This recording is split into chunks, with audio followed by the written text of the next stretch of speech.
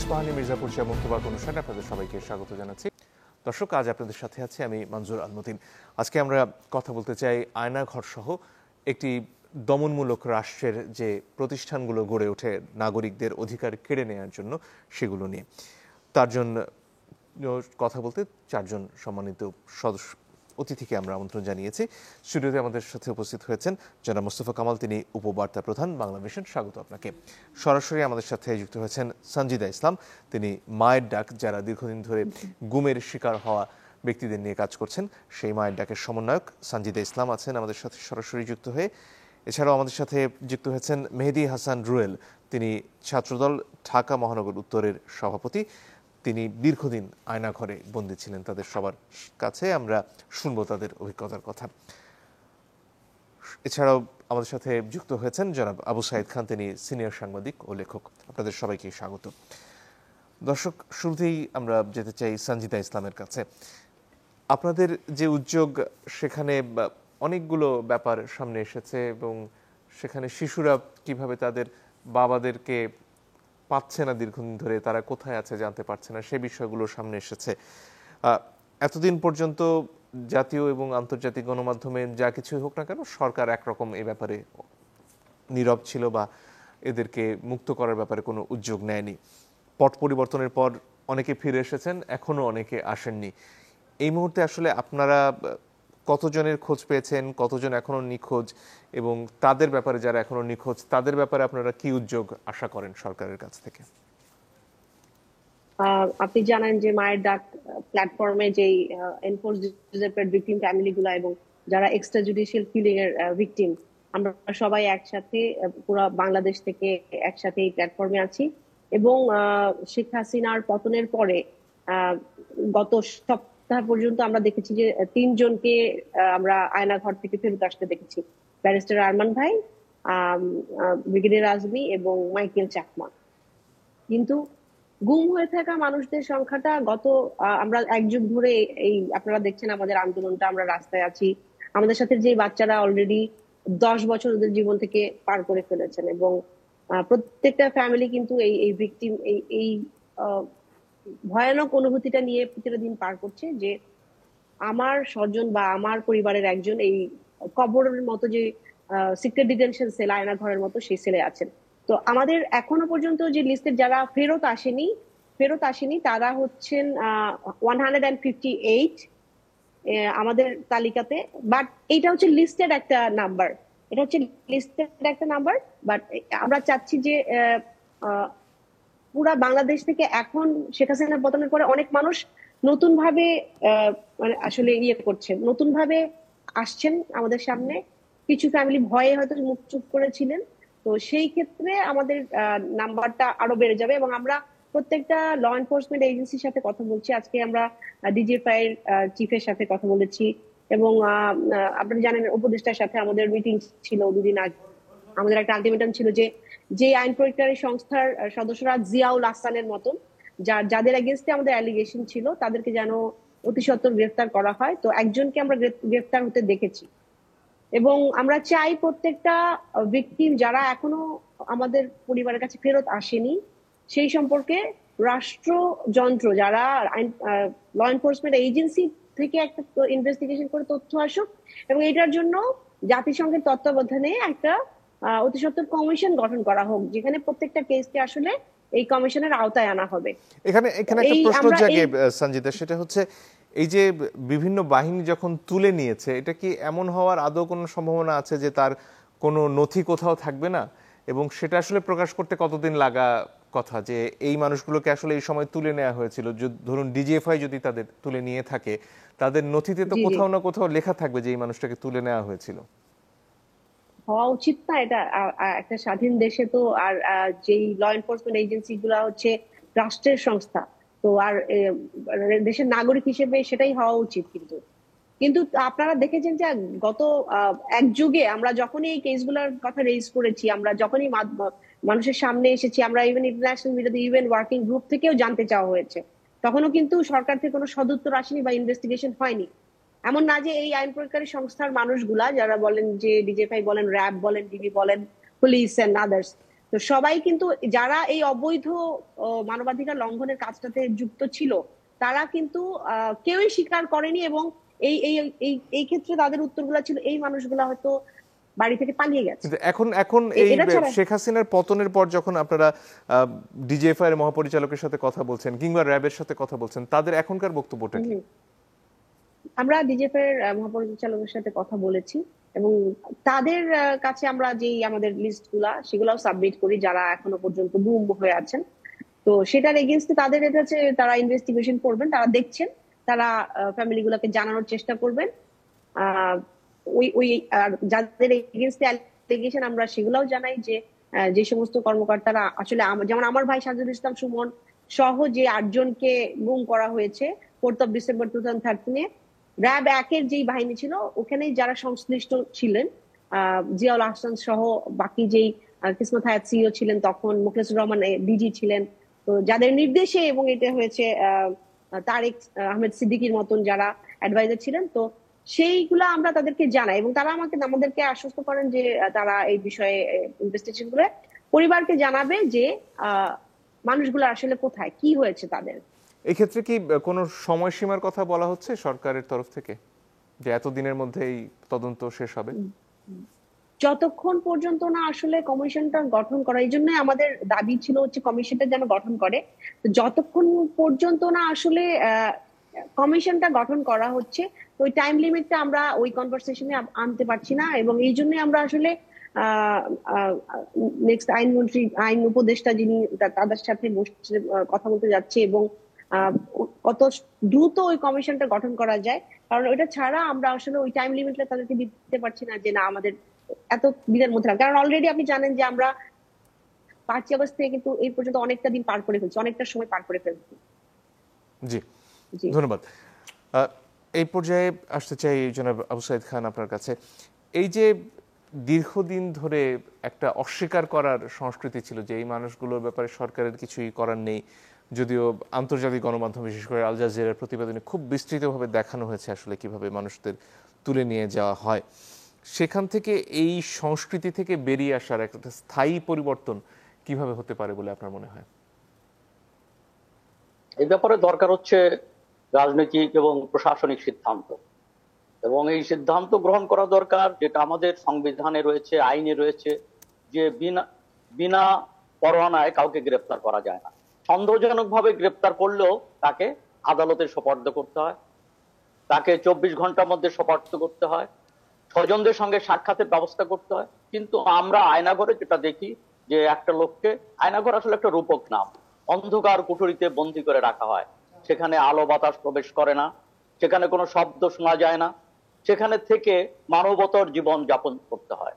এই যে যে ব্যাপারটা, এবং সে বেঁচে থাকলো না মারা গেল, তাকে গ্রেপ্তার করা হয়েছে কি হয় নাই কিছুই তার জানা নেই। অর্থাৎ একজনকে হঠাৎ করে কারো বাড়ির সামনে সাদা গাড়ি, সাদা পোশাকধারীরা থামে, তাকে তুলে নিয়ে যাওয়া হয়, তারপরে হারিয়ে যায়।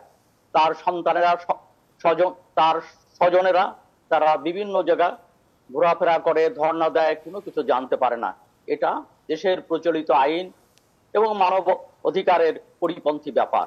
এবং কিন্তু জনাব খান, এখানে যে ব্যাপারটা হয়, ধরুন রিমান্ডে নেওয়া যাবে না, এই ব্যাপারে উচ্চ আদালতের দিক নির্দেশনা আছে, আমাদের সংবিধানে আইনগত অনেক রক্ষা আছে, 24 ঘন্টার মধ্যে কাউকে গ্রেফতার করলে আদালতে নিতে হবে, কিন্তু সেগুলো একেবারে সম্পূর্ণ অগ্রাহ্য করেই তো আমরা দেখেছিলাম এই 6 ছাত্র নেতাকে কিভাবে আটকে রাখা হয়েছিল ডিবি কার্যালয়, এবং তা নিয়ে নানান ধরনের উদ্ভট গল্প বলা হচ্ছিল। প্রশ্ন হচ্ছে যখন আবারও একটি রাজনৈতিক সরকার আসবে, সেটা যে দলই হোক, বিএনপি হোক, আওয়ামী লীগ হোক, কিংবা বিকল্প অন্য কেউ হোক, তারা যে আইনের এই অপব্যবহার করবে না সেটা নিশ্চিত করতে আসলে কি করার রয়েছে? সেটার জন্য দরকার হচ্ছে একটা সংস্কৃতি এবং রাষ্ট্র পরিচালনার সংস্কৃতি, অর্থাৎ রাষ্ট্র যারা পরিচালনা করবেন, আইন শৃঙ্খলা রক্ষাকারী বাহিনী, তাদেরকে সেই সংস্কৃতিটা রপ্ত করতে হবে যে তারা কোনো মানুষকে কষ্ট দেবে না, কোনো মানুষকে গুম করবে না, শারীরিক নির্যাতন করবে না, এবং অন্ধকার প্রকোষ্ঠে আটকে রাখবে না। এই সংস্কৃতিটা দরকার। তবে এই সংস্কৃতিটা আইন শৃঙ্খলা রক্ষা বাহিনীর কাছে তারা তখনই রপ্ত করতে পারে, অনুশীলন করতে পারে, যখন রাজনৈতিক সিদ্ধান্ত থাকে। কিন্তু আমরা লক্ষ্য করি যে রাজনৈতিকভাবে পুলিশকে ব্যবহার করা হয়েছে এবং অন্যান্য আইন শৃঙ্খলা বাহিনীর সদস্যদেরকে ব্যবহার করা হয়েছে। যেমন এখন পুলিশের পক্ষ থেকে যে দাবি উঠেছে, তারা যে 11 দফা দাবি পেশ করেছে, তার প্রথম দাবি হচ্ছে রাজনৈতিকভাবে তাদেরকে ব্যবহার করা যাবে না। তো আমাদেরকে এই রাজনৈতিক দলগুলো তাদের স্বীয় ক্ষমতাকে নিষ্কণ্টক করতে এবং বিরোধী দলের কণ্ঠ চেপে রাখতে তারা এই ধরনের উদ্যোগ গ্রহণ করে এবং এই ধরনের অমানবিক, সংবিধান বিরোধী, মানবতা বিরোধী জঘন্যতম অপরাধ করে এবং একজনকে তুলে নিয়ে যায়। এটা কোনো রেকর্ড, সরকারি রেকর্ড কোথাও থাকে কিনা আমরা জানি না, কিংবা সে আসলে অপরাধী কিনা, কিংবা বাবার অপরাধে কিংবা বাবার বিরুদ্ধে অভিযোগের কারণে সন্তানকে তুলে নিয়ে গুম করে দেওয়া হয়, অন্ধকার প্রকোষ্ঠে তাকে রাখা হয়, বছরের পর বছর তাকে আটকে রাখা হয়। আমি মাইকেল চাকমার কথা একটা পত্রিকা পড়ছিলাম, তো সেখানে 5 বছর, তার এই 5 বছরের ভিতর তার বাবা মা জানতো না যে তার সন্তান কোথায়, এমনকি বাবা ছেলের শোকে মারা গেছেন। তো এইভাবে সবাই ধরে নিয়েছিলেন, মাইকেলের শেষকৃত্য অনুষ্ঠানও হয়েছে, তারা ধরে নিয়েছে যে আর কখনো ফিরবে না। এই 5 বছর পরে মাইকেল ফিরে এসেছে। তো এই যে ব্যাপারগুলো কি অমানবিক, কি নিষ্ঠুর, একটা সভ্য দেশে এটা চলতে পারে না। এটা সংবিধান অনুমোদন দেয় না, আইন অনুমোদন দেয় না, দেশি আন্তর্জাতিক কোনো কিছুই এটা অনুমোদন দেয় না। এটা মানবতা বিরোধী অপরাধ, জঘন্য অপরাধ যেটা করেছে, এবং যারা করছে এর সঙ্গে যারা সংশ্লিষ্ট তাদেরই বিচার হওয়া উচিত এবং তাদের দৃষ্টান্তমূলক বিচারের মধ্য দিয়েই এই সংস্কৃতি এটার পরিবর্তন হতে পারে। অন্যথায় এগুলা দলের পর দল আসবে, রাজনৈতিক সরকারের আমলে এগুলো হতে থাকবে। অতএব এই জন্য তাদের দৃষ্টান্তমূলক শাস্তির কোনো বিকল্প নেই। ধন্যবাদ। জনাব মোস্তফা কামাল, আপনার কাছে আসতে চাই। যেখানে রাষ্ট্রের ব্যর্থতার প্রসঙ্গ আসে, সেই সাথে নাগরিকদের ব্যর্থতার প্রশ্ন এখন ঘুরে ফিরে আসছে। সেখানে গণমাধ্যম কি ভূমিকা নিয়েছে সেটা যেমন সামনে আসছে, সেখানে নাগরিক সমাজ, সিভিল সোসাইটি যাদেরকে বলা হয়, তারা আসলে কি করেছেন সে নিয়েও প্রশ্ন রয়েছে। এই ক্ষেত্রে এই গুমের ব্যাপারে যে ভূমিকা গণমাধ্যম নিয়েছিল একজন ইলেকট্রনিক মিডিয়ার কর্মী হিসেবে, সেটাকে আপনি কিভাবে মূল্যায়ন করেন? জি, ধন্যবাদ আপনাকে। অত্যন্ত স্পর্শকাতর বিষয় আমাদের সামনে এখন আয়নাঘর। যদিও রূপক অর্থে ছিল, সরকারের দিক থেকে অস্বীকার করা হয়েছে। স্বীকার করলে হয়তো বা প্রশ্ন আসতো যে আয়নাঘর অথবা অন্য কোন ঘর বা অন্ধকার ঘর, তো হুবহু শব্দটা আয়নাঘর। তো সেটা আমাদের স্থানীয় গণমাধ্যমের চেয়ে আন্তর্জাতিক গণমাধ্যমগুলো সুনির্দিষ্টভাবে কিন্তু এই বিষয়ে রিপোর্ট করেছে।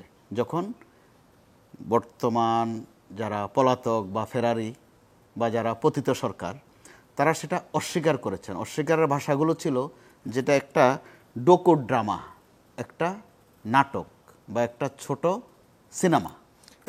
আপনার নিশ্চয়ই মনে পড়বে তখন যখন আল জাজিরাতে এই প্রতিবেদন হলো, তখন সেই মূল খবরটি প্রচার না করে আমাদের দেশের গণমাধ্যম কিন্তু তার প্রতিক্রিয়ায় সরকার যা বলছিল সেটি প্রচার করেছে। সেটাকে আপনি কিভাবে দেখেন? কেন আমরা এই কাজটি করেছিলাম এবং ভবিষ্যতে এই কাজ করব না কিভাবে, সেটা কিভাবে নিশ্চিত হবে?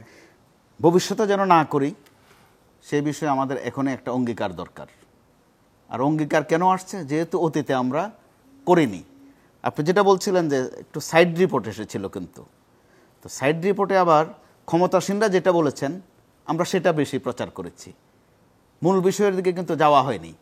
সরকারের দিক থেকে যখন বলা হয়েছে যে এটা একটা নাটক, এটা একটা ড্রামা, অথবা এটা একটা ছোট সিনেমা, অথবা এটা একটা বিজ্ঞাপন, এ কথাও কিন্তু বলা হয়েছে। তার আগে হচ্ছে গুমের কথা তো সরকার স্বীকারই করেনি কখনো। কখনো স্বরাষ্ট্রমন্ত্রী যিনি ছিলেন তিনি বলেছিলেন গুম নয়, ওরা ঘুমাচ্ছে। এক পর্যায়ে বলেছিলেন যে তারা পাওনাদারের ভয়ে এখানে ওখানে লুকিয়ে আছে। তৃতীয় পর্যায়ে বলেছে যে তারা ভূমধ্য সাগরেতে মাঝে মধ্যে অনেকের মৃত্যু হয়, সেখানে হয়তো মরে থাকতে পারে। অর্থাৎ তাচ্ছিল্য কাকে বলে, মস্করা কাকে বলে, তামাশা কাকে বলে, তারা সেটা করেছেন। ওই সংবাদ বক্তব্যগুলো কিন্তু আমরা আবার সুন্দর করে প্রচার করেছি, গুরুত্বের সাথে প্রকাশ করেছে। তিনি বলেন, তিনি আরো বলেন, তিনি আরো জানান, এই ফরম্যাটে আমরা করেছি। তো সেটাতে আমরা কতটা নিজেরা অপরাধী বা কতটা দায়বদ্ধ, ওই বিচার অবশ্যই হবে। এবং এখন আরো একটা দগদগে প্রশ্ন হচ্ছে, যখন দেশে শত শত মানুষ পুলিশের গুলিতে, ছাত্রলীগ, আওয়ামী লীগের অন্যান্য নেতাকর্মীদের গুলিতে মারা যাচ্ছিলেন, তখন কিছু কিছু পত্রিকায় সেই মৃত্যুর খবর আসলেও ইলেকট্রনিক মিডিয়াতে সেটা একেবারে ছিলই না বলতে এবং গেলে। সেখানে বিটিভিতে যে খবর তার সাথে অনেকে বলেছেন যে অন্যান্য ইলেকট্রনিক গণমাধ্যমের খবরের খুব একটা তফাৎ অর্থাৎ করা যাচ্ছে বাদবাকিরাও না। আমরা অনেকটা এইখানে আমাদের ইলেকট্রনিক গণমাধ্যমগুলোর ব্যর্থতার কারণটা কি? সেটা অবশ্যই ভয়, এক শব্দ যদি বলতে চাই। মানে পত্রিকা কেন ভয় পাচ্ছে না, আমরা কেন ভয় পাচ্ছি? হ্যাঁ, ভয়ের হয়তোবা মাত্রা অথবা তীব্রতা শ্রেণীভেদেও নির্ণয় হয় অনেকটা, আমরা সেটা দেখেছি, হয়তো আরো ব্যাখ্যা আসবে ভবিষ্যতে। কিন্তু তার আগে যেটা হলো গুম অস্বীকার করা।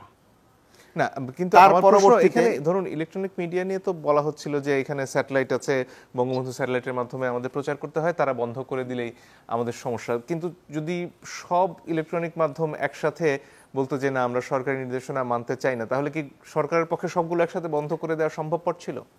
নাকি সেখানে আমাদের একতার অভাব ছিল? একতার অভাব তো অবশ্যই ছিল, সেটা তো একদম প্রমাণিত, আর বলার অপেক্ষা রাখে না। একতার অভাব যেমন ছিল, আমাদের নৈতিকতার কথা বলেন আর বাস্তবতার কথা বলেন, দুটার যে কেমিস্ট্রি সেটার যোগফল হচ্ছে আপনি যেটা বলছেন যে বন্ধ করে দিতে পারে না, ধরুন চ্যানেল 24 বন্ধ ছিল, পেরেছে। চ্যানেল 24 সহ আরো কয়েকটি চ্যানেল বন্ধ করে দেওয়া হয়েছে একাধিক দিন। তো এতে করে আর ব্যাখ্যার অবকাশ রাখে না যে টেলিভিশনগুলো কেন একটা জায়গায় আসতে পারেনি অথবা আসেনিও বলা যায়। তো আবার একসাথে হলে যে সম্ভব সেটা কিন্তু শেষ দিক থেকে আবার প্রমাণ হয়েছে, বরং কে কার চেয়ে বেশি তথ্য দেবে এই বিষয়ক একটা প্রতিযোগিতা হয়েছে।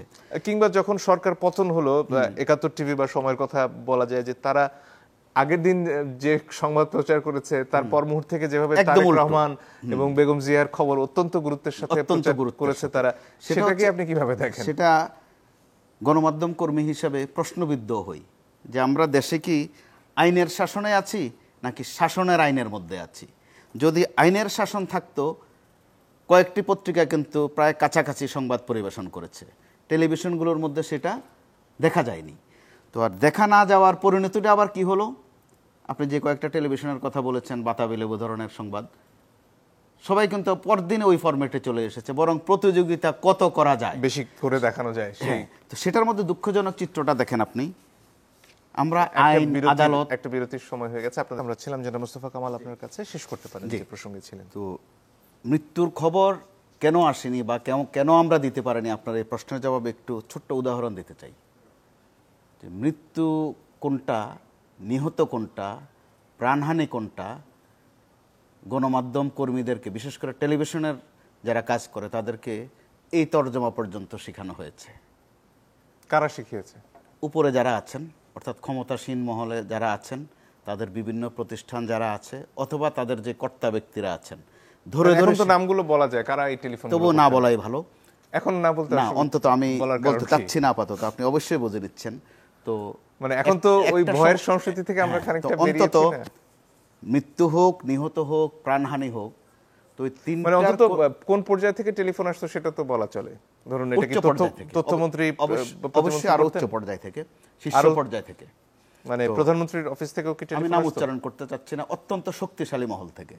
তো যখন এই নিহত বা মৃত্যু বা প্রাণহানি, এটা বলা হয় যে ডাক্তার আসিবার পূর্বে রোগী মারা গেল অথবা ডাক্তার আসিবার পর রোগী মারা গেল। তো বাংলা ইংরেজি কোনোটা না বলে বা আরবিতে বলে দিতে পারে ইন্না লিল্লাহি ওয়া ইন্না ইলাইহি রাজিউন, এটার অর্থ। তো আমাদের কিন্তু ইন্না লিল্লাহ পড়ার সুযোগটুকু ছিল না, যে নিহত মৃত্যু বা প্রাণহানির বদলে ইন্না লিল্লাহ পড়ে দেব, ওই সুযোগটুকু ছিল না শেষ কয়েকটা দিন।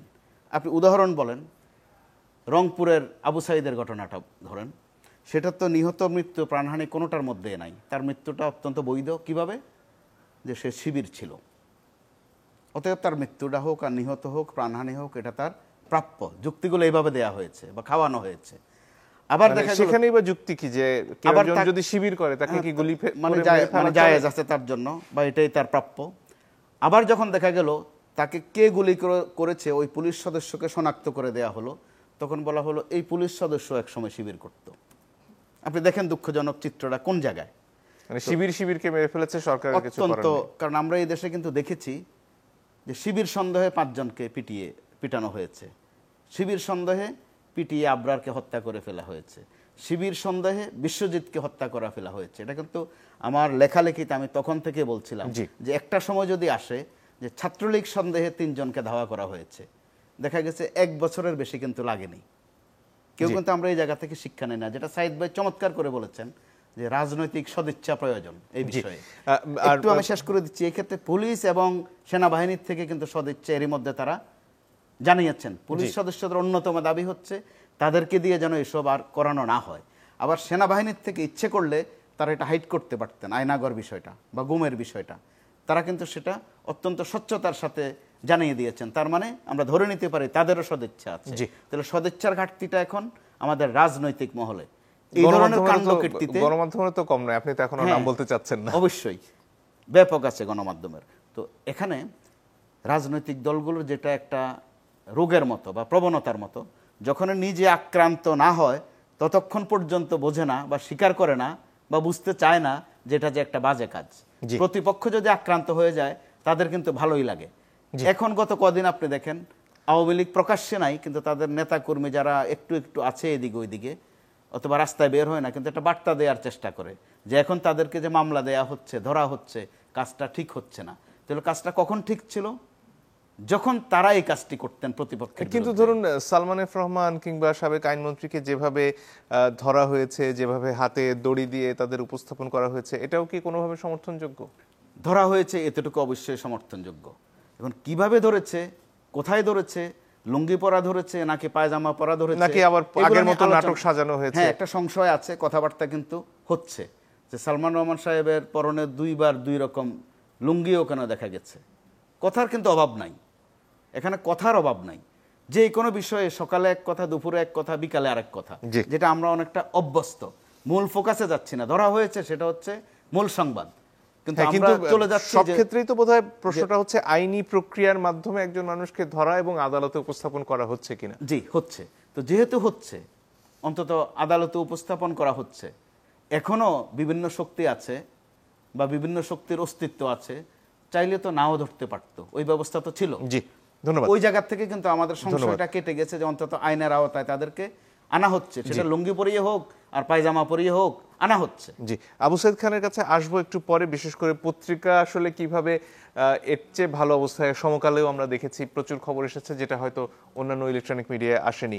সে বিষয়ে আপনার কাছ থেকে শুনতে চাইবো। তার আগে আমাদের সাথে এই মুহূর্তে যুক্ত আছেন মেহেদী হাসান রুয়েল। তাকে যতদূর আমি জানি 2014 সালে উঠিয়ে নেওয়া হয়েছিল। আপনার অপরাধটা কি ছিল সেটা কি আপনাকে বলা হয়েছিল এবং তারপরের সময়গুলো কেমন ছিল সেখান থেকে যদি শুরু করি। আমি এতটুকু নিশ্চয়ই বোঝার চেষ্টা করছি যে আপনি প্রচন্ড কষ্টকর একটা অভিজ্ঞতার মধ্যে দিয়ে গেছেন। আপনার জীবনের অনেকগুলো বছর, 10টি বছর চলে গেছে, সেটা কোনোভাবেই ফিরে আসবে না এবং সেখানে ফিরে যাওয়া, স্মৃতিচারণ করাটাও একটা কষ্টের ব্যাপার। তারপরেও যদি দর্শকদের জন্য আপনি বলতেন।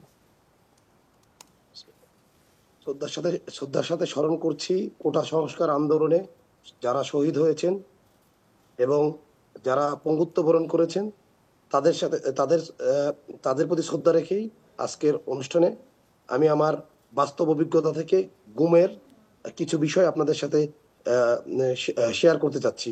2014 সালের 26শে ফেব্রুয়ারি বসুন্ধরা যমুনা ফিউচার পার্কের সামনে থেকে আমাকে সাদা পোশাকধারী কিছু ব্যক্তি আমাকে তুলে নিয়ে যায় ওখান থেকে তুলে নিয়ে যায়। সাথে সাথে তারা আমাকে হ্যান্ডকাপ এবং হচ্ছে কি মাথায় একটা মাস্ক পরিয়ে নিয়ে জিজ্ঞাসাবাদের জন্য তারা নিয়ে যায়। পরবর্তীতে আমি বুঝতে পারি হ্যান্ডকাপ দেখে যে আমাকে র্যাব আটক করেছে। এরপর তারা আমাকে আমার অপরাধ ছিল, আমি ছাত্রদলের একজন সক্রিয় কর্মী ছিলাম, এটাই তো মূলত আমার অপরাধ ছিল। 2014 সালের আন্দোলনের চলাকালীন সময় আমি র্যাব আমাকে গুম করে। তারপরে আপনাকে কোথায় নিয়ে যাওয়া হলো এবং এত বছর আপনাকে কোথায় রাখা হলো সেই সময়টার বর্ণনা শুনতে চাচ্ছিলাম। বিষয়টা হচ্ছে আমি র্যাবের হাতে 6 মাস 18 দিন গুম ছিলাম। আমাকে তারা চোখ এবং পিছনে হাত বেঁধে পুরো সময়টাই তারা রেখেছে।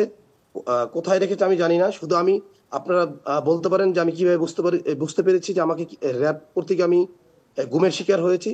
আমি যখন ওয়াশরুমে যেতাম তখন আমি আমার হ্যান্ডকাপে চোখ খোলার পর আমি হ্যান্ডকাপে দেখেছি র্যাব লেখা।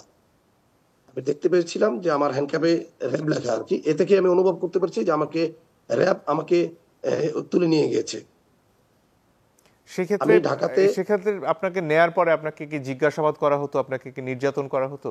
আমাকে নেওয়ার পরে আহ, আহ, প্রতিনিয়ত আমাকে টর্চার করা হয়েছে, আমাকে হাত পা বেঁধে বেধর মারা হয়েছে, তারপর আমাকে কারেন্টে হিট দেওয়া হয়েছে, ঝুলিয়ে পিটানো হয়েছে। মানে যে ধরনের নির্যাতন, মানে কোনো ধরনের নির্যাতন আমার প্রতি বাদ রাখেনি। তারা আমাকে জোরপূর্বক ভাবে আমাদের বিএনপির মানে সিনিয়র নেতৃবৃন্দ সম্বন্ধে আমার কাছ থেকে জবানবন্দি, তারা ভিডিও জবানবন্দি রেখেছে। যে যে সকল কর্মকাণ্ডের সাথে আমি জড়িত না, তারা জোর করে আমার কাছ থেকে জবানবন্দি রেখেছে। ওই 2014 আপনি সালে কি কাউকে চিনতে টর্চারের নাম করে। পেরেছিলেন, বা পরে যখন বেরিয়ে আসলেন তাদের সম্পর্কে কি আপনি জানতে পেরেছেন যে কারা আপনাকে নির্যাতন করেছেন, এই মানুষগুলো কারা? বিষয়টা হচ্ছে ভাই, আমি আসলে আমাকে দুই ভাবে, আমি আপনাকে একটু সময় নিয়ে বলতে হবে। জি। আমাকে প্রায় 4 মাস 15 দিন বা 20 দিন আমি ঢাকাতে আমাকে র্যাব রাখিছে। এরপর তারা আমাকে বরিশালে নিয়ে যায়। ওখানে আমাকে প্রায় 2 মাস 10 দিন রাখে তাদের গুম সেলে। বরিশালেও র্যাবের গুম সেল ছিল, ওখানে আমাকে 2 মাস 10 দিন রাখে। এরপরে আমি অসুস্থ হয়ে পড়ি মারাত্মকভাবে। ওরা বরিশাল শেরে বাংলা মেডিকেলে আমার অসুস্থতা হওয়ার পরে ওরা আমাকে বরিশাল মেডিকেল কলেজে ভর্তি করে, শেরে বাংলা হাসপাতালে ওরা আমাকে ভর্তি করে। ভর্তির 10 মিনিটের মাথায় ওরা আমাকে কোতোয়ালি থানাতে একটি মিথ্যা হত্যা মামলায় গ্রেপ্তার দেখায়। সেক্ষেত্রে যারা আপনাকে প্রশ্ন করছিলেন তাদের চেহারা কি আপনি দেখেছেন, তাদেরকে আপনি চিনতে পেরেছেন? ভাই, যখন তারা আমাকে প্রশ্ন করছে, তখন আমার তো চোখ এবং হাত বাঁধা, পিছনে হাত বাঁধা, পুরো 6.5 মাস 6 মাস 18 দিনই কিন্তু আমার চোখ এবং হাত বাঁধা। আমি এই কারণে কাউকে আমি দেখতে পাইনি। এখানে যখন আপনাকে রাখা হতো কোনো একটা জায়গায়, সেটা কেমন ধরনের জায়গা ছিল? রুমটার বর্ণনা দেবেন? জি, আমি আপনাকে আমার জন্মস্থান হচ্ছে উত্তরা দক্ষিণখানে। তো আমি এই অঞ্চল সম্বন্ধে আমার একটা ধারণা আছে। আমার মনে আছে, আমি ছোটকালে এপিবিএন মার্কেট, যেটা এপিবিএন মাঠ, যেটা এখন বর্তমানে র্যাবের 1 নম্বর কার্যালয়, ওখানে আমার শৈশবে আমি অনেক ক্রিকেট খেলেছি। তো যখন আমাকে র্যাব প্রথম নিয়ে যায় উঠিয়ে, আমাকে মারার পরে আমি যখন ওয়াশরুমে যাই, তখন আমি বাথরুমের ভেন্টিলেটর থেকে আমি এপিবিএন এর মাঠটা প্রথম দেখতে পাই, প্রথম দিন। জি। যে আমি নিশ্চিত হই যে আমি র্যাব 1 কার্যালয়ে আছি। এরপরে আমাকে তারা অস্ত্র উদ্ধারের নাম করে বিভিন্ন সময় রাতে বিরাতে আমাকে নিয়ে যেত বিভিন্ন জায়গাতে। কোথায় নিয়ে যেত আমি জানতাম না। রাত্রে আমার রাত্র 1টা 2টা 3টা আনুমানিক ধারণা করা যায়। ওরা আমাকে নিয়ে যেত 5 থেকে 7 দিন আমাকে নিয়ে তারা অভিযানে বের হয়েছে বিএনপি নেতাকর্মীদের ধরার জন্য। এবং আমাকে বিভিন্ন সময় তারা 15 দিন আমার উপরে শারীরিক ভাবে অত্যাচার করছে তারা। বিশেষ করে কারেন্ট হিট এবং ঝুলিয়ে পিটিয়েছে আমাকে দীর্ঘ সময়। এরপরে যখন আপনাকে প্রশ্ন করা হচ্ছে না, তখন আপনাকে কোথায় রাখা হতো, কি ধরনের কক্ষে রাখা হতো? আমি যখন আমাকে একটা ছোট্ট একটা রুমের ভিতরে, ছোট্ট একটা জায়গার ভিতরে তারা আমাকে চোখ এবং হাত বেঁধে বসিয়ে রাখা হতো। মানে পুরো 6 মাসে কি আপনার চোখ বাঁধা ছিল? জি, 6 মাসই আমাকে চোখ এবং হাত বাঁধা ছিল। আমার হাত পিছনে বাঁধা ছিল হ্যান্ডকাপ দিয়ে, এবং চোখ বাঁধা ছিল 6 মাস। ধরুন এখানে আপনার যে প্রত্যেক দিনের প্রয়োজন, খাওয়া বলুন, গোসল বলুন, বা অন্যান্য প্রয়োজন, সেগুলো তাহলে কিভাবে চলতো? আমি যখন ওখানে আমাদের তো দেওয়ালের সাথে আমার পিঠটা লাগানো ছিল, আমি যখন আমার হ্যান্ডকাপ দিয়ে একটু শব্দ করতাম, তারা পিছন থেকে একজন আসতো, তাদের এসে আমাদেরকে জিজ্ঞেস করতো তোর কেন শব্দ করেছি। তখন তারা আমাকে বলতাম আমি ওয়াশরুমে যাব, আমার গোসল দরকার, ওয়াশরুম দরকার। তারা আমাকে ওয়াশরুমের প্রয়োজন হলে তারা আমাকে ওয়াশরুমে নিয়ে যেত। চোখ বাঁধা অবস্থাতেই? জি জি, আমাকে চোখ বাঁধা অবস্থায় নিয়ে যেত এবং ওয়াশরুমে ঢুকিয়ে আমার হাতের লক খুলে দিত। আমি আমার ওয়াশরুমের কাজ শেষ করে আমি এসে আবার চোখ বেঁধে আবার আমাকে তারা ভিতরে ঢুকাতো। যখন আমাকে ভিতরে ঢুকাতো, যখন আমি ভিতরে ঢুকতাম তখন তারা মাস্ক পরা থাকতো। আচ্ছা, গোসলের সুযোগ থাকতো আপনাদের এই সময়ে? গোসল 3 দিন 5 দিন 10 দিন 15 দিন পর পর আমাদের গোসলের সুযোগ দিত, 3 দিন 5 দিন 10 দিন পর পর। আর খাবার ব্যাপারটা কি হতো? আমি আপনাদেরকে একটা বলতে চাই, ওখানে আপনার একটা তথ্য দিতে চাই। ওখানে যখন আমাকে রাখা হয়েছে, আমি প্রায় সময় খেয়াল করেছি 12-13টা আমাদেরকে নাস্তা দেওয়া হতো যখন, তখন আমি প্লেট গুনেছি। ওরা আমাদের যাদেরকে প্লেট মারতো, আর আমার সাথে আমি ধারণা করছি ওখানে 12 থেকে 13 জন বন্দী ছিল ওখানে। 13 মানে জন বন্দী খাবার ছিল। সময় কি চোখ খুলে দেওয়া হতো, মানে সেটা কি হ্যাঁ, প্রক্রিয়া হতো? আমাদের খাবার সময় চোখ খুলে দিত এবং পিছনে তারা 2 জন দাঁড়িয়ে থাকতো, 2 জন দাঁড়িয়ে থাকতো, 2 জন গার্ড। পিছনে যাতে আমরা না তাকাই এজন্য গার্ড রেখে দেয়। আমি আপনাকে যেটা বলছিলাম যে আমাকে 4 মাস 12 দিন বা 16 দিন পরে তারা আমাকে বরিশাল নিয়ে গেছে। আমার সাথে যখন আমাকে বরিশাল নেওয়া হয় তখন আমার সাথে আরো 2 জন সহযোদ্ধা আমি পাই যারা আমার সাথে দীর্ঘদিন গুম ছিল। একজনের নাম শাওন, আরেকজনের নাম হচ্ছে রাজু। তারা আপনার ডেমরার একটি মামলাতে তাদেরকে গুম করা হয়েছিল। তারাও আমার সাথে, তাদেরকেও বরিশালে নেওয়া হয়েছে। পরবর্তীতে আমি বের হওয়ার পরে শুনতে পেয়েছিলাম বরিশাল কোন নদীতে শাওনকে ক্রস দেওয়া হয়েছে বলে আমি পরবর্তীতে জানতে পারি। মানে ক্রস ফায়ারে হত্যা করা হয়েছে? হ্যাঁ, শাওন নামে যে ছেলেটা নোয়াখালী বাড়ি, ওকে পরবর্তীতে ক্রস দেওয়া হয়েছে বলে আমি পরবর্তীতে সব বিভিন্ন মানে ক্রস ফায়ারে পত্রিকাতে হত্যা করার পরে জানতে কি এদের লাশ পাওয়া যেত নাকি লাশটাও হারিয়ে যেত, এটা কি জানতে পেরেছেন আপনি? পারি। আসলে আমরা তো আসলে ওই সময় মানে জানতাম না, কিন্তু আমাদেরকে আমি বের হওয়ার পরে আর কি আমি জানতে পারি, পেপার পত্রিকায় জানতে পারি যে শাওনকে আমি বের হওয়ার আমাকে হ্যান্ড ওভার করার 4 দিন আগে শাওনকে ক্রস দেওয়া হয়েছে। আচ্ছা, আপনাকে তো 6 মাস এইভাবে বিনা বিচারে আটকে রাখার পরে তারপরে হত্যা মামলায় দেয়া হলো। এরপরে আপনার জি। পরিণতি কি হলো? আদালতে যাওয়ার পরে কি আপনি এটা বলার সুযোগ পেয়েছিলেন যে আপনাকে বিনা বিচারে 6 মাস আটকে রাখা হয়েছে? আপনি তো জানেন দেশের বিচার ব্যবস্থা এতদিন কি ছিল, আপনারা তো জানেন। আমি আমাকে শুধু হত্যা মামলা না, আমার এই আমি গুম হওয়ার পর থেকে আমার আজ পর্যন্ত আমার নামে 81টা মামলা, 81টা রাজনৈতিক মামলা দিয়েছে। হত্যা, অস্ত্র, তারপর হচ্ছে গাড়ি ভাঙচুর সহ আমারকে এখন পর্যন্ত 81টা মামলাতে এই সরকারের মানে পুলিশ বাহিনী আমাকে 81টা মামলা দিয়ে করছে। আমি জানি না আমার অপরাধ কি। মানে আপনাকে যখন আমার অপরাধ, প্রথম আদালতে নেওয়া হলো তখন কি আপনি বলার চেষ্টা করেছিলেন যে আপনাকে 6 মাস এভাবে আটকে রাখা হয়েছে, নির্যাতন করা হয়েছে, এটা কি বলার সুযোগ হয়েছিল? যে আমি বলার চেষ্টা করেছি। তখন আপনার আমাকে আইনজীবী বা আদালত কি বলেছেন? সবচেয়ে মজার বিষয়, যখন আমাকে যে হত্যা মামলায় আমাকে গ্রেপ্তার দেখানো হয়েছে, আমি তখন কিন্তু অলরেডি গুম ছিলাম। আমি গুম ছিলাম কিন্তু অলরেডি। আমার আম্মা ওই সময় আমার আম্মা ভাটারা থানাতে আমার নামে একটা সাধারণ ডায়েরি করে আমি যখন গুম হই। আপনি তো জানেন যে কেউ সাধারণত প্রশাসন কাউকে গুম করলে কিন্তু মামলা নেয় না। আমার আম্মা আমার এক আত্মীয়র মাধ্যমে অনেক দৌড়াদৌড়ি করে আমার নামে একটা গুমের একটা আপনার, আমি যে আমাকে খুঁজে পাওয়া যাচ্ছে না, এর পরিপ্রেক্ষিতে আমার নামে একটা জিডি করেছিল। ওই জিডির কপি আমি পরবর্তীতে আদালতে পেশ করি যে আমাকে যখন খুঁজে পাচ্ছিল না, এর 1 মাস পরে ওই মার্ডার মামলাটা হয়। বরিশালে একটা মার্ডার হয়। ওই মার্ডার মামলাতে আমাকে 4 নাম্বার আসামি করে আমাকে হ্যান্ড ওভার করা হয় কোর্টে। কোর্ট আমার কোনো ধরনের করে নাই। কোর্ট আমাকে 18 দিন পরে আমার সাক্ষী প্রমাণ দেখে আমাকে 18 দিনের মাথায় আমাকে কোর্ট জামিন মঞ্জুর করে।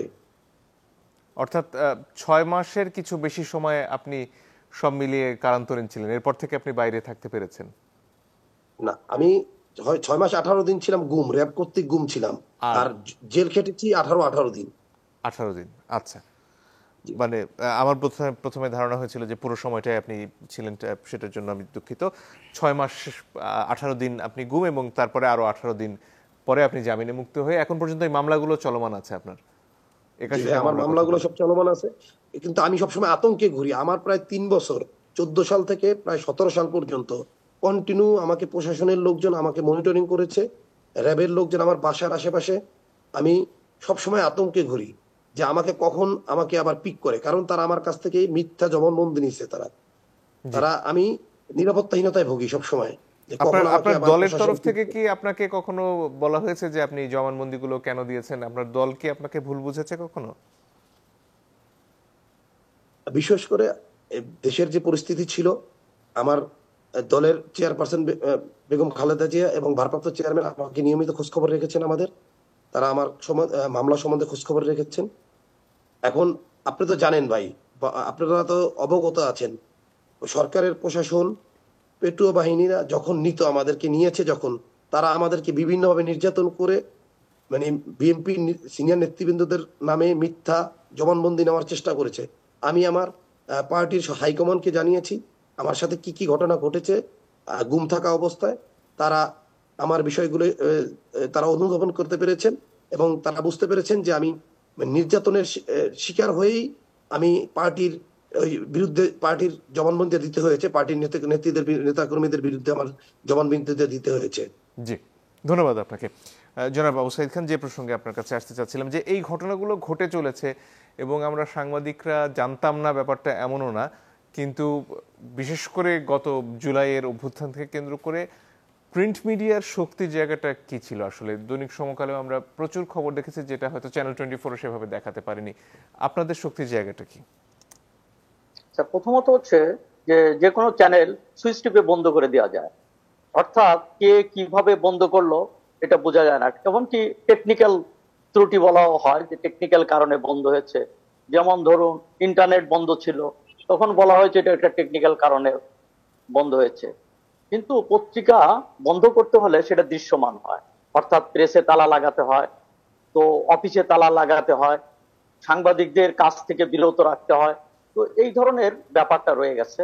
তো এখানে একটা কঠিন ব্যাপার। আর একটা হচ্ছে যে পত্রিকার তো দীর্ঘদিনের সংগ্রামের একটা ঐতিহ্য আছে এবং সেই সংগ্রামের মধ্য দিয়ে কর্মীরা তারা নিজেদেরকে প্রস্তুত করে।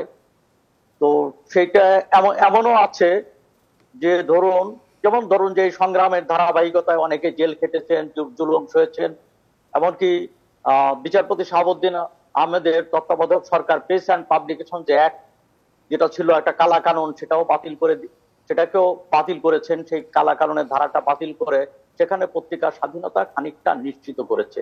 কিন্তু টেলিভিশনের ক্ষেত্রেও সেখানে আইনের ঘাটতি আছে, আমার যতদূর মনে হয় আইনের ঘাটতি আছে, টেকনিক্যাল অজুহাত দেওয়ার সুযোগ আছে। আর একটা হচ্ছে সেখানে এই সংবাদ পরিবেশনার ক্ষেত্রেও একটা সংস্কৃতি যে গড়ে তোলার বিষয় আছে, সেই ক্ষেত্রেও আমার মনে হয় কিছু ঘাটতি রয়ে গেছে। তারপরও যে একেবারে বলা যায় না যে আমাদের ইলেকট্রনিক মিডিয়া সংবাদ পরিবেশন করে না, অনেক ক্ষেত্রে সাহসিকতার পরিচয় দিয়েছে এবং তারাও তো এইসব তথ্য তুলে ধরেছেন।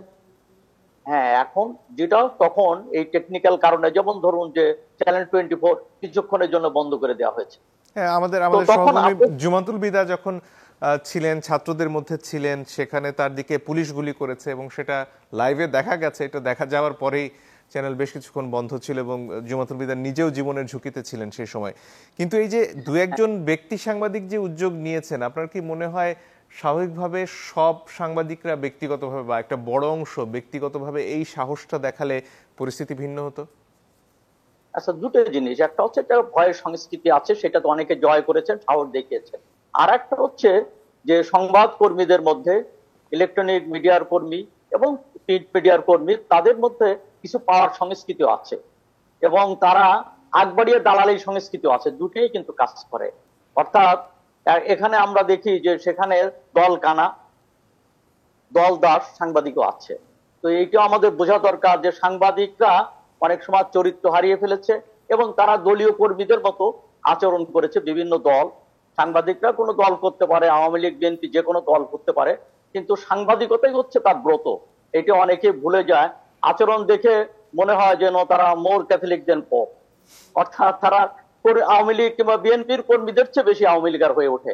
তো এই সংস্কৃতি থেকেও সংবাদ পত্র, মিডিয়া এবং তাদের কর্মীদেরকে এখান থেকে মুক্ত হওয়া দরকার। তাদের পেশার প্রতি শ্রদ্ধাশীল হওয়া দরকার এবং সেই সাংবাদিকতাকে ব্রত হিসাবে গ্রহণ করতে হবে। সাইদ খান, আপনি তো দীর্ঘদিন সাংবাদিকতার সাথে আছেন, এদের সংখ্যা শতকরা কতজন যারা এইভাবে আত্মবিক্রয় করেছেন? এরা কজন? আর কজন আসলে স্রেফ ভয় পেয়ে চুপ করেছিলেন? কজনের আসলে তেমন কিছু করারই ছিল না? আচ্ছা, আত্মবিক্রি করেছে তাদের সংখ্যা কম, কিন্তু তারা শক্তিশালী। তাদের সঙ্গে প্রধানমন্ত্রীর কার্যালয় থেকে আরম্ভ করে গোয়েন্দা সংস্থা সবার সঙ্গে এক ধরনের যোগাযোগ ছিল এবং তারা অন্যকে বিপদে ফেলার মতো ক্ষমতা তাদের ছিল।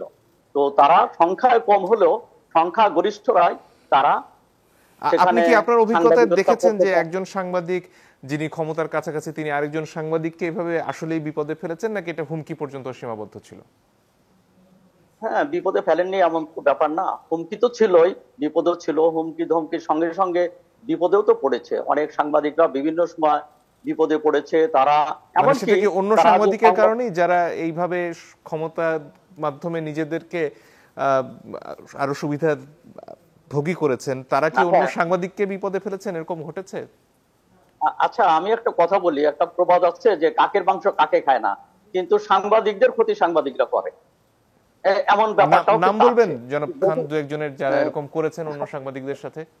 না, এইটা আমি নামটা বলতে চাই না, কিন্তু এমন ঘটনা আছে। সাংবাদিকদেরকে হুমকি দেওয়া হয়েছে, এমন মানে সাংবাদিক আছেন, এই জিনিসটা বুঝতে চাচ্ছি আছেন। জনাব মোস্তফা কামাল এবং জনাব সাইদ খান দুজনেই আপনারা এখনো কেন নাম বলতে চাচ্ছেন না? যে সাংবাদিকরা না, অন্য সাংবাদিকদের ক্ষতি করেছেন আপনারা বলছেন, তাদের নাম বলতে আজকের দিনে বাধা কোথায়? না, এটা তো প্রমাণ করার বিষয়, কিন্তু আমরা তো সেই মানে ব্যাপারগুলো অভিযোগ তো আপনি জানি। করতে পারেন, দালিলিক ভাবে তো আর এটা প্রমাণ করা যায় না। তো কিন্তু ব্যাপারটা একটা হচ্ছে যে অভিযোগ তো আমরা ধরুন যেমন মুখে মুখে আবু সাইদ খানকেও তো শিবির বাড়ানো হয়েছে, সেটা না করলেন, কিন্তু আপনি আজকে অভিযোগ করতে পারেন না যে আপনি আবু সাইদ খান এত সিনিয়র একজন সাংবাদিক, আপনি জানেন যে এই মানুষটা এই সাংবাদিকের এই ক্ষতি করেছে? না না, ওপেন সিক্রেট, এগুলো তো ওপেন সিক্রেট যে এখানে সাংবাদিকরা তারা দলীয় কর্মীর মতো কিংবা গোয়েন্দা সংস্থার সঙ্গেও, এমন সাংবাদিক যদিও তারা হাত গোনার সংখ্যায় কম, তারা গোয়েন্দা সংস্থার সঙ্গে সম্পর্ক গড়ে তুলেছে। মানে সেটাই, নামটা এবং জানতে চাচ্ছি, এরা কারা? এটা প্রমাণ করা কঠিন ব্যাপার, এটা তো আমি মানে প্রমাণ অভিযোগ করতে পারবো অভিযোগ না, আপনি কার প্রমাণ বিরুদ্ধে করতে করছেন? পারবো নিশ্চয়ই না। কারো কথা ভেবেই বলছেন আপনি। না, নিশ্চয়ই নিশ্চয়ই, তো না ভেবে তো আর বলার কোনো ব্যাপার নাই। এবং মানুষ তো তার তথ্যটা কোনো না কোনো বাস্তবতা থেকে সে তথ্যটা পায়। জি। তবে এই ধরনের আছে, এবং আমরা সেই লোকগুলোকে কিন্তু চিনি, তারা অচেনা নয়। আপনি কি মনে করেন না যে তাদের এবং বিরুদ্ধে আজকে আইনগত ব্যবস্থা নেওয়া উচিত, যারা এই কাজগুলো করেছেন?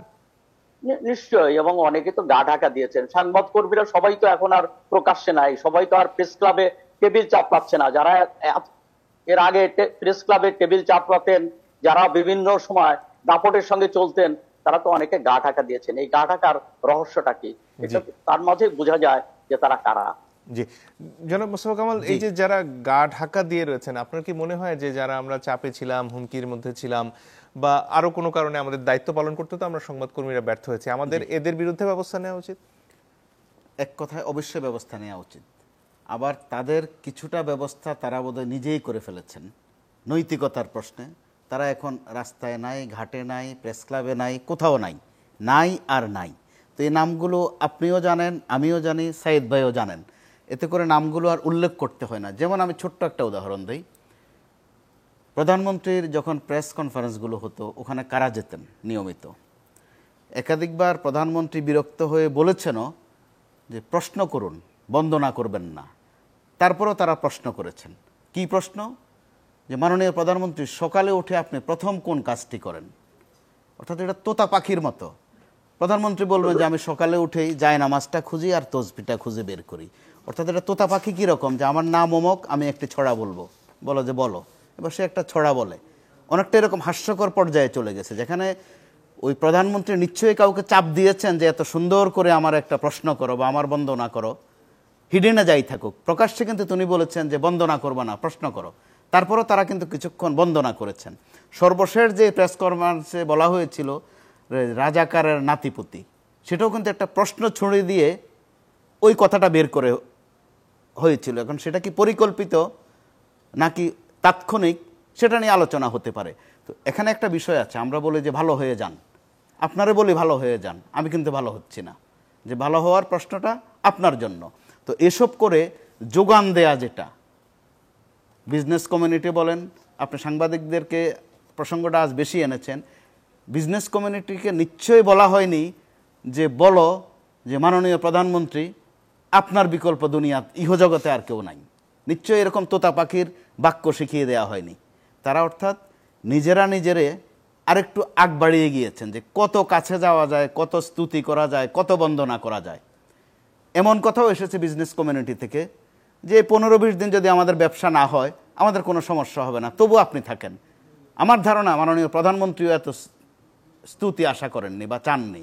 এই ক্ষেত্রে আপনি যদি বিচারের প্রশ্ন আনেন বা নৈতিকতার প্রশ্ন আনেন, একই কাজে তারাও কিন্তু পিছিয়ে ছিলেন না, বরং কার আগে কে কত বন্দনা করবেন, কত স্তুতি গাইবেন, যেটা নিশ্চয়ই ওই প্রধানমন্ত্রী অথবা এখনো কোনো কোনো জায়গা থেকে আমরা কিন্তু খেয়াল করি যে দলের একটি মহল্লা কমিটির এখানে কর্মীও এই ধরনের বন্দনা করে ইউনূসের না। ব্যাপারে যখন তার শপথ নেওয়ার পরের দিন পত্রিকায় বড় বড় ছবি ছাপা হলো, তিনি কিন্তু স্পষ্ট করে বলে দিলেন যে তার ছবি আর ব্যবহার করা চলবে না, এবং সেটা বন্ধ হলো। তিনি স্পষ্ট তো অবস্থান এই নিয়েছেন। উদ্যোগ কি সাবেক প্রধানমন্ত্রী শেখ হাসিনা নিতে পারতেন না?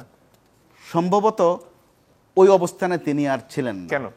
চারদিক থেকে যে বন্দনা, এক একজনের যেই পরিমাণ বন্দনা, যেই মাত্রায় এগিয়ে যাওয়ার আহ্বান ওনার প্রতি, যখন শিক্ষার্থীদের লাশ পড়ছে, তখনও যে এসব কিছুই না, নাথিং, আপনি এগিয়ে যান, আমরা আপনার সাথে আছি। সেটা যেমন আমাদের গণমাধ্যম থেকে এসেছে, তেমন বিজনেস কমিউনিটি থেকে এসেছে, আর দল থেকে তো আসবে, এটাই স্বাভাবিক। তখনও যে তাদের খিস্তি খিউর, তাদের যে খিচুনি, আস্তিন গোটানো, সেটা কিন্তু অব্যাহত ছিল। নৈতিকতার প্রশ্নে আপনাকে বলতে হবে যে তারাও কিন্তু সরকারকে অথবা প্রধানমন্ত্রীকে বেপরোয়া করার পেছনে তাদের অবদানও কিন্তু একটুও কম। অনেক ধন্যবাদ আপনাদের দুজনকেই। দর্শক, আপনাদেরকে ধন্যবাদ, বিদায় নিচ্ছি।